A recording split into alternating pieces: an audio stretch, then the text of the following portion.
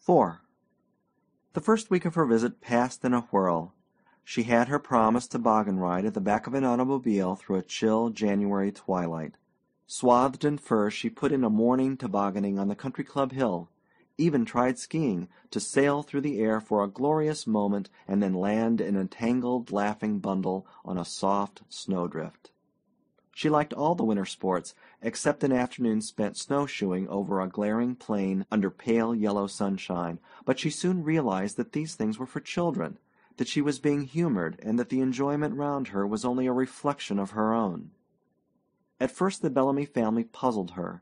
The men were reliable, and she liked them.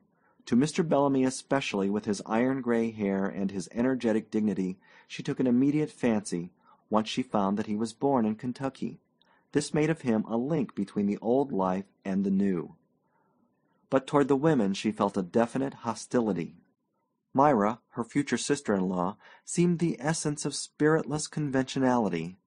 Her conversation was so utterly devoid of personality that Sally Carrol, who came from a country where a certain amount of charm and assurance could be taken for granted in the women, was inclined to despise her. "If those women aren't beautiful," she thought, "they're nothing. They just fade out when you look at them. They're glorified domestics. Men are the center of every mixed group." Lastly, there was Mrs. Bellamy, whom Sally Carrol detested. The first day's impression of an egg had been confirmed, an egg with a cracked, veiny voice and such an ungracious dumpiness of carriage that Sally Carrol felt that if she once fell she would surely scramble. In addition, Mrs. Bellamy seemed to typify the town in being innately hostile to strangers. She called Sally Carrol Sally, and could not be persuaded that the double name was anything more than a tedious, ridiculous nickname. To Sally Carrol this shortening of her name was presenting her to the public half-clothed. She loved Sally Carrol. She loathed Sally. She knew also that Harry's mother disapproved of her bobbed hair, and she had never dared smoke downstairs after that first day when Mrs. Bellamy had come into the library sniffing violently. Of all the men she met she preferred Roger Patton, who was a frequent visitor at the house. He never again alluded to the Ibsenesque tendency of the populace, but when he came in one day and found her curled upon the sofa bent over Peer Gynt, he laughed and told her to forget what he'd said, that it was all rot. And then one afternoon in her second week she and Harry hovered on the edge of a dangerously steep quarrel.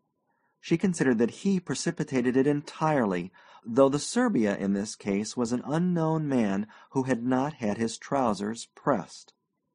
They had been walking homeward between mounds of high-piled snow, and under a sun which Sally Carrol scarcely recognized. They passed the little girl done up in gray wool until she resembled a small teddy-bear, and Sally Carrol could not resist the gasp of maternal appreciation. "Look, Harry!" "What?" "That little girl. Did you see her face?" "Yes. Why?" "It was red as a little strawberry. Oh, she was cute." "Why, your own face is almost as red as that already. Everybody's healthy here. We're out in the cold as soon as we're old enough to walk. Wonderful climate." She looked at him and had to agree. He was mighty healthy-looking. So was his brother, and she had noticed the new red in her own cheeks that very morning. Suddenly their glances were caught and held, and they stared for a moment at the street corner ahead of them. A man was standing there, his knees bent, his eyes gazing upward with a tense expression as though he were about to make a leap toward the chilly air. And then they both exploded into a shout of laughter, for coming closer they discovered it had been a ludicrous momentary illusion produced by the extreme bagginess of the man's trousers. "Reckon that's one on us," she laughed. "He must be a Southerner, judging by those trousers," suggested Harry mischievously. "Why, Harry!" Her surprised look must have irritated him. "Those damn Southerners!" Sally Carrol's eyes flashed. "Don't call 'em that." "I'm sorry, dear," said Harry, malignantly apologetic, "but you know what I think of them. They're sort of degenerates, not at all like the old Southerners. They've lived so long down there with all the colored people that they've gotten lazy and shiftless." "Hush your mouth, Harry," she cried angrily. "They're not. They may be lazy, Anybody would be in that climate, but they're my best friends, and I don't want to hear them criticized in any such sweeping way. Some of 'em are the finest men in the world." "Oh, I know. They're all right when they come north to college, but of all the hang-dog, ill-dressed, slovenly lot I ever saw, a bunch of small-town Southerners are the worst." Sally Carrol was clenching her gloved hands and biting her lip furiously. "Why," continued Harry, "there was one in my class at New Haven, and we all thought that at last we'd found the true type of Southern aristocrat, but it turned out that he wasn't an aristocrat at all, just the son of a Northern carpetbagger who owned about all the cotton round Mobile." "A Southerner wouldn't talk the way you're talking now," she said evenly. "They haven't the energy." "Or there's something else." "I'm sorry, Sally Carrol, but I've heard you say yourself that you'd never marry—" "That's quite different. I told you I wouldn't want to tie my life to any of the boys that are round Tarleton now, but I never made any sweeping generalities." They walked along in silence. "I probably spread it on a bit thick, Sally Carrol. I'm sorry." She nodded, but made no answer. 5 minutes later, as they stood in the hallway, she suddenly threw her arms round him.